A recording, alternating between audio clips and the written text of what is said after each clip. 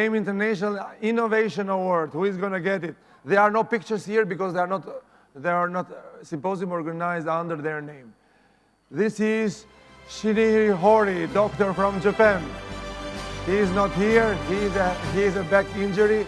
He is the developer of a new technology to fight cancer, and we are honoring him with this award. We are accepting on his behalf. He has a back injury, he couldn't come.